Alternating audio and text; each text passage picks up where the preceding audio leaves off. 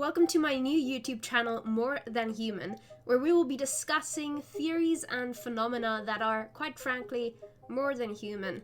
As a psychology student, I often come across some crazy discoveries that most people have never even heard about. So sit back, relax, and prepare for 10 psychological theories that will blow your mind. Number 1. The third person effect. Do you think that you are less influenced by advertisements than other people are? When you see a new skincare product or a healthy item on a food menu, do you think that you can see through the charades of advertising better than those around you? In reality, it has been proven that you are just as susceptible to the advertising tricks in the industry than other people are. Research constantly finds that the third person effect occurs especially during times of crisis. One experiment found that people had a stronger desire to buy sugar the more they thought that the news of a sugar crisis would influence other people to buy sugar. Does this phenomenon sound familiar to you? Number 2. Terror management theory. According to terror management theory, the most fundamental threat that most people face is the fear of their own death. People will live their whole lives in perpetual terror, but that also happens to be the most motivating factor in human existence. Greenberg and his colleagues asserted that participation in our social and cultural systems could reduce the fear of death. This is a highly effective strategy because social groups provide immortality through connection to normative systems that outlive the individual. Groups also raise self-esteem and make people feel good about themselves in general. Number 3.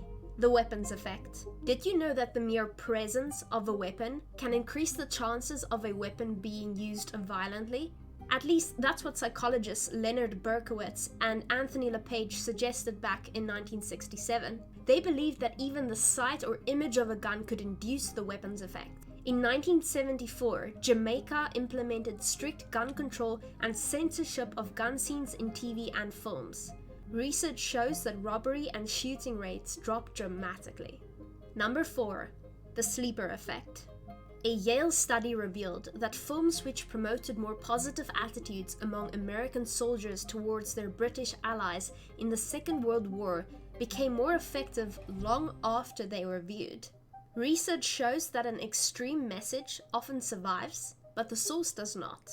This is known as the sleeper effect.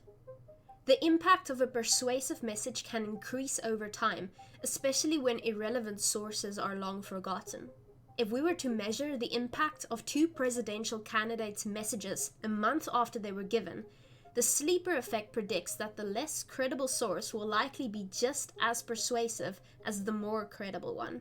That's why there is so much slander and false information involved in our political systems, as well as the election process. It doesn't matter what you say. In a few months from now, nobody will remember who said it. They'll only remember what was said in the first place. Number 5. Selective exposure hypothesis. People tend to avoid information that is conflicting with their prior belief system. This feeling is often referred to as cognitive dissonance. Because dissonance causes an unpleasant effect, people tend to avoid information that can cause it. This is especially true on social media, where people purposefully seek out opinions that match their own. The algorithm takes note of this and starts feeding the individual information that is already aligned with his or her prior beliefs. This often makes it seem like our opinions are always held by the majority, and that more people agree with our opinions and hold the same beliefs than the real number of people who do. Number 6. The mere exposure effect. Intelligent animals, including humans, have an inherent fear of the unknown or unfamiliar.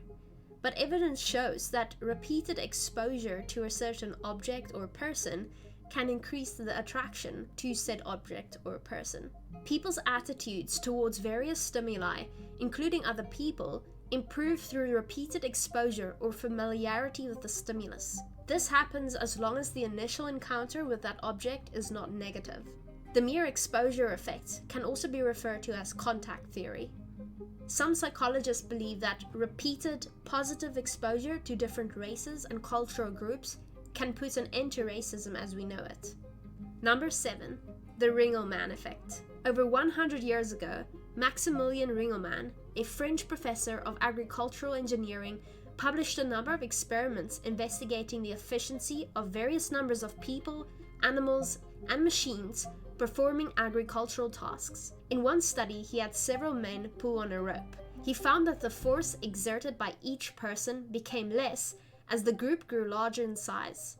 Individual effort on a task thus diminishes as the group size increases. If you pay attention to the news, you would have noticed that several companies have recently discovered what the Ringelmann effect entails and have taken drastic measures to increase the efficiency of their businesses. Number 8. Negativity bias. Have you ever wondered why the news always seems so negative? Whenever you turn on your television or look at your phone, you're constantly bombarded with terror, fear, and grief. The media has been criticized for having negative bias, meaning that they tend to focus on negative events and stories more than positive ones. Why would they purposely do this? Well, the answer is quite simple, really. The media believes that negative news is more likely to attract attention and generate higher ratings and viewership. It is true that people tend to remember negative events far better than positive ones because of our evolutionary roots. This helps us to avoid potentially dangerous situations in the future, and that's why our brain pays more attention to it. Number 9. The relative homogeneity effect. Have you ever heard somebody refer to a different group of people or a different race, saying that they all look the same? Well, this might have a more scientific reason than you think. In Levin's study, white participants viewed a series of white and black faces. His study revealed that the white participants would give more attention to the white faces, suggesting that they were processing their racial in-group more deeply and the racial out-group more superficially. This is consistent with other evidence that shows that individuals view people from other groups as all looking the same, or more superficial, as members of their own group who seem more distinguished and more differentiated. Number 10. Research has showed us that repeatedly pairing a brand with unrelated comedy or humor will increase people's affection towards that brand. Is it working? Anything? Well, it was worth a shot. Thank you for watching until the end. Stick around and subscribe for more psychological videos and anything more than human.